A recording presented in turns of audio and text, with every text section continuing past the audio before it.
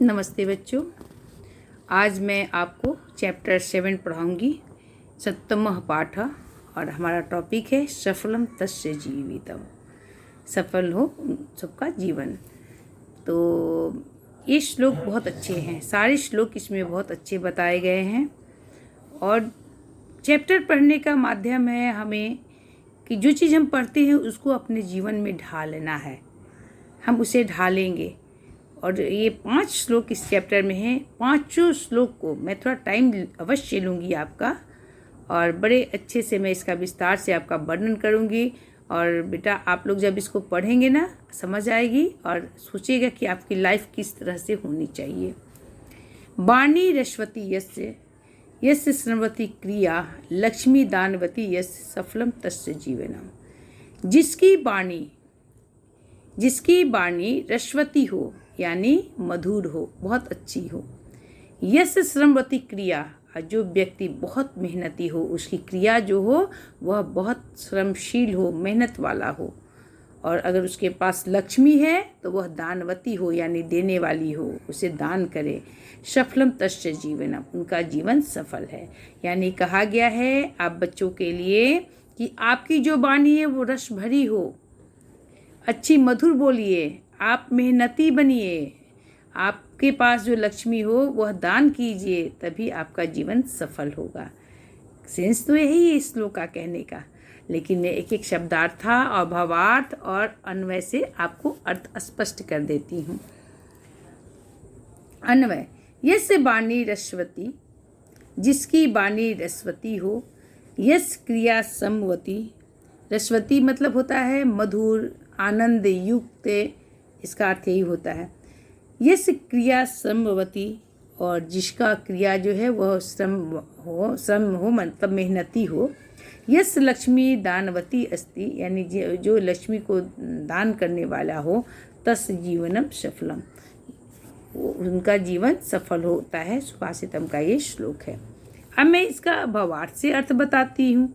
यह मनुष्य सर्वदा मधुरम वदति, जो मनुष्य हमेशा मधुर बोलता है। यह च सर्वाणि कार्याणि परिश्रमेण करोति, और जो सभी कार्यों को परिश्रम से करता है। यह जन, जो जन अर्जितस्य धनम, मतलब अपने द्वारा अर्जित किए गए धन को आवश्यकता अनुसारम यथाशक्ति दानम करोति, आवश्यकता के अनुसार जितनी उनकी शक्ति है वो दान करते हैं। सह जीवने सर्वदा सफलता प्राप्नोति, वह जीवन में हमेशा सफलता प्राप्त करते हैं।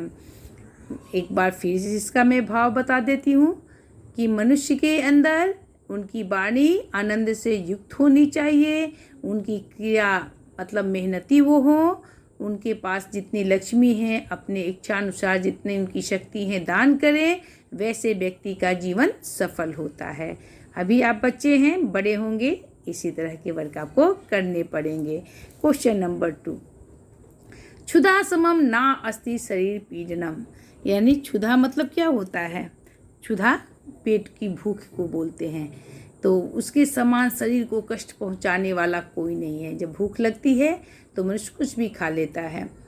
चिंता समम नास्ति शरीर शोषणम, और जो चिंता है वह शरीर का शोषण करती है, गला देती है, मनुष्य को चिंता में डाल देती है, मृत्यु लोक तक उसे पहुंचा देती है चिंता। विद्या समम नास्ति शरीर भूषणम, अविद्या के समान नहीं उसका शरीर सजाने वाला कोई, यानी वह विद्या से सुशोभित हो जाता है। क्षमा समम नास्ति शरीर रक्षणम, और जब हम किसी को क्षमा कर देते हैं उससे अच्छा शरीर का रक्षण करने वाला कोई नहीं है। अब मैं इसके अन्वय बताती हूँ। क्षुधा समम शरीर पीड़नम न अस्ति, क्षुधा यानी भूख के समान शरीर को कष्ट देने वाला नहीं होता है कुछ। चिंता समम शरीरम शोषणम न अस्ति, चिंता के समान शरीर को शोषण करने वाला नहीं होता है।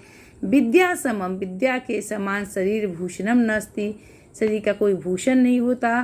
क्षमा समम शरीर रक्षणम न अस्ति, जब हम किसी को माफ़ कर देते हैं उसके अलावा शरीर का रक्षण करने वाला कोई नहीं है। अब मैं भावार्थ में आती हूँ। अस्मिन् संसारे बुभुक्षया सदृश्य, इस संसार में भूख से के समान शरीरस्य कृते किमपि अन्यत् कष्टदायकम न अस्ति, भूख के समान कुछ भी कष्ट देने वाला नहीं होता जितना भूख कष्ट देता है। चिंता इव, चिंता की तरह शरीरस्य नाशक किमपि न अस्ति, और चिंता के समान शरीर का नाश करने वाला कोई नहीं होता है। ज्ञानी न तुल्य, ज्ञान से तुल शरीरस्य आभूषणम किमपि न अस्ति, और जो ज्ञान के समान हमारे शरीर को जो सजाता है, जो विद्या हमारे शरीर को सजाती है, उससे बड़ा आभूषण कुछ नहीं होता है। क्षमा इव, क्षमा की तरह शरीरस्य रक्षाए उत्तम साधनम किमपि न अस्ति, और क्षमा के समान शरीर का उत्तम जो साधन है वह कुछ भी नहीं है। मतलब क्षमा जब हम कर देंगे तो वह सबसे बड़ा साधन हो जाता है। तो इस श्लोक में कहा गया है कि भूख के समान पीड़ा होता है, भूख जब लगती है बहुत पीड़ा होती है, चिंता होती है तो शरीर का शोषण होता है। विद्या जो है वो शरीर को सजाती है, उसके समान शरीर का कोई दूसरा भूषण नहीं हो सकता, और शरीर की रक्षा करने वाला क्षमा है। अगर हम किसी को क्षमा कर देते हैं तो हमारे शरीर की रक्षा करता है। भावार्थ, अस्मिन् संसारे बुभुक्षया सदृश शरीर किमपि, ये तो मैंने कर ही चुकी हूँ। नंबर 3, पिबन्ति नद्य स्वमेव नाभ्याम स्वयं न खादन्ति फलानि भिक्षा नादन्ति ससस्यम खलु वारिवाहा परोपकाराय शताम विभूतय। कह रहा है कि नद्या या जो नदी है, नद्या समम, नदी के समान, नद्या स्वयं एवं अंबर न पिबंती, नदी स्वयं अपना जल जो है वह नहीं पीती है ना ये लेता है, नदी नहीं पीती है अपना जल स्वयं, अपितु एतेषां जलम अन्येभ्यो भवति, यह जल दूसरों के लिए होता है। वृक्षा अपि स्वयं फलानि परेभ्य यच्छन्ति, वृक्ष भी अपने फल स्वयं दूसरे को देते हैं। मेघा अन्यस्य उत्पादनार्थ वर्षन्ति, मेघ अन्न के उत्पादन के लिए बरसते हैं, परंतु ते तानि अन्नानि, परंतु वे उस अन्न को स्वयं न खादन्ति, अपने अन्न को नहीं खाते हैं, खुद पैदा करके खुद नहीं खाते हैं। तथैव ये सत्पुरुषा, उसी प्रकार जो सत्पुरुष होते हैं, तेषां संपत्तयः, उनकी संपत्ति अन्येषां परोपकाराय एव भवति, उनके परोपकार के लिए होती है। त्रिविधम नरकस्य इदं द्वारम नाशनम आत्मनः काम क्रोध तथा लोभस् तस्मात् एतत्त्रयं त्यजेत्। आत्मना यानी आत्मा के, नाशनम नाश में, इदम त्रिविधम नरकस्य द्वारम अस्ति, ये 3 प्रकार के नरक के द्वार हैं। कौन कौन से? काम क्रोध तथा लोभ, काम क्रोध और लोभ। तस्मात् एतत्त्रयं त्यजेत्, जिससे इन तीनों को त्याग देना चाहिए।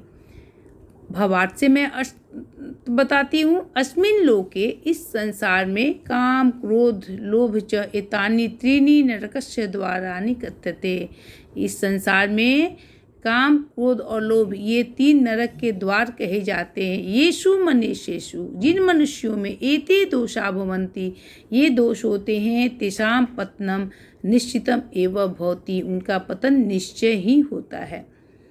अतः स्व कल्याणम, अतः अपने कल्याण के इच्छा से, नरः एतान त्रीणि दोषान, इन तीनों दोषों को शीघ्र ही छोड़ देना चाहिए। यानी बच्चे कभी भी काम क्रोध, काम मतलब गलत इच्छा, क्रोध यानी आक्रोश में आ जाना, और लोभ, इन तीनों का कभी भी अपने पास नहीं रखना है, इनका परित्याग करना है। श्लोक नंबर 5, येषां न विद्या तपो न दानं ज्ञानं न शीलं रूप गुणो न धर्मं ते मर्त्यलोके भुवि भारभूता मनुष्य रूपेण मृगाश्चरन्ति।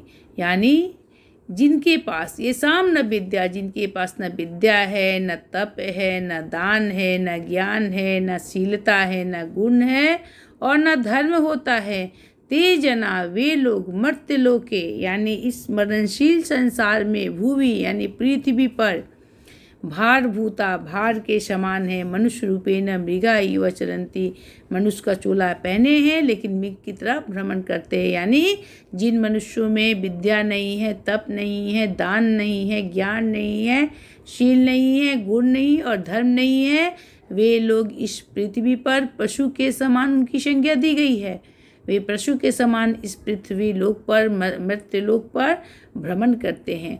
अब मैं भावार्थ से स्पष्ट करती हूँ। यह मनुष्य, जो मनुष्य विद्याहीन, जो मनुष्य विद्याहीन होता है, जो मनुष्य विद्याहीन, परिश्रमहीन, दानहीन, ज्ञानहीन, गुणहीन और अव्यवहारिक होता है, अर्थात ये शाम जना नाम समीपे, जिन लोगों के पास कोअपि मतलब कोई भी मानवीय गुण न भवति, यानी विद्याहीन, परिश्रमहीन, दानहीन, ज्ञानहीन अगर नहीं है तो मानव के पास क्या है, वह मानव क्या है, वो मानव क्या कहे जाएंगे, अव्यवहारिक कहे जाएंगे, तो वो व्यवहारिक हो जाएंगे। इसीलिए ये शाम जना नाम समीपे को अपनी मानवीय गुण न भवति, जिन मनुष्य के पास कोई भी मानवीय गुण नहीं होता है, ते तु वे तो अस्याम पृथ्वीव्याम, इस पृथ्वी पर केवलम भार रूपे न भ्रमंती, केवल भार के रूप में यानी बोझ हैं, खादंती खाते हैं पीते हैं, तेसाम समाजाय, उनके लिए समाज में कोई लाभ नहीं, उनसे समाज का कोई लाभ नहीं है। तादृशः जना, उस तरह के लोग, तू मनुष्य रूपेण पशु इव इतस्ततः भ्रमंती, वे लोग मनुष्य की तरह इस पृथ्वी लोक पर इधर उधर भ्रमण करते हैं। धन्यवाद बच्चों। अगला कड़ी में इसका प्रश्नोत्तर का बनाऊंगी, फिर व्याकरण कार्य का।